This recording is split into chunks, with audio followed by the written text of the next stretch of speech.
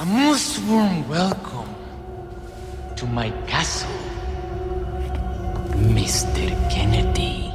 Resident Evil 4 Remake is just a few weeks away, but Capcom offered IGN one more look at this highly anticipated survival horror game ahead of the launch with plenty of enticing new details to pore over. We saw nearly 20 minutes of new Resident Evil 4 Remake footage and noted some of the most exciting details.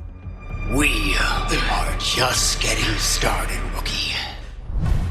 In an interview with IGN about how the development team figured out what new gameplay mechanics to add to Resident Evil 4 Remake, director Yasuhiro Ampo said this: "When looking into making the remake, the team didn't want to disturb the main mechanics of the original game. However, when looking into the game, they looked into what they could add on top of what was already there, what was already good, and making everything even better." To highlight this philosophy, Ampo specifically cited the knife combat, which is enhanced from the original. Whereas in the original Resident Evil 4, Leon would use the knife as a last resort, in the remake, Leon is able to parry attacks, making the knife not only a viable weapon, but a necessary one, especially if you're running low on health.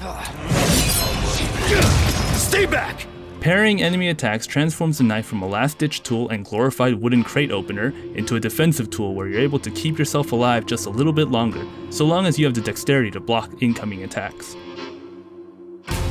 Similar to the parrying skill, you can also use knives as finishing attacks when enemies are on the ground. In one particularly striking scene from the footage we previewed, Leon was able to approach an enemy on the ground and slit their throat. It's a particularly brutal sequence, but one that points to how Resident Evil 4 Remake will maintain an equal balance of horror and action. In previous interviews, the Resident Evil 4 Remake team said that the game will be somewhat bigger than the original. While that certainly won't make Resident Evil 4 into an open world game, there appear to be some optional side quests Leon can complete through the mysterious blue parchments. In one scene, Leon picks up a blue piece of paper asking him to bring them a rare gold chicken egg. Completing this side mission rewards Leon 3 spindles that he can later sell to a merchant for some cash. Welcome. In Resident Evil 4, Leon's best friend is an attaché case that houses all of his gear. Not only is the case back in the remake, but players will be able to customize the attaché case with different color options, and can even add little charms to personalize the case. In the preview video we watched, Leon is able to add a little chicken charm to the corner of his case.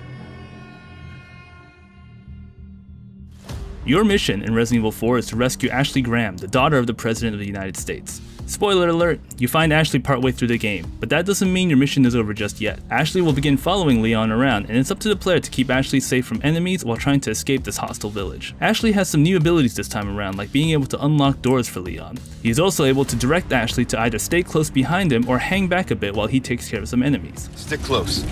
Okay. She also sports a new look in the remake, something Capcom's producer says was meant to remedy something from the original game. He said, "So looking into the environment that she is in, and looking into the season that the game is taking place in, it was taking place in a very cold area in Europe, and in that way, she was a bit underdressed for the weather, so to speak. So the team decided to add a jacket that suited her." You hurt? No, I'm okay.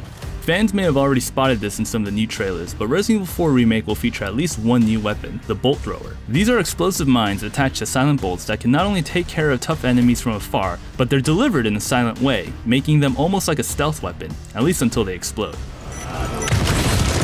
This brings us to another point, stealth. The developers confirmed in our interview that Leon will be able to use stealth to get past enemies in the remake. Not only can Leon crouch, but if you're careful enough, you can get past enemies by silently dispatching them with the knife or creating distractions from a distance using the Bolt Thrower. The new stealth mechanics come particularly in handy when fighting the Garrador, which rely on sound to track down Leon's location.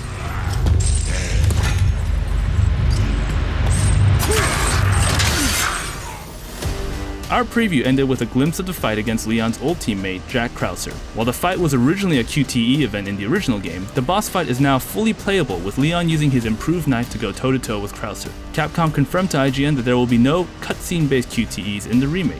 However, there are times during combat where players will have to mash a button in order to escape.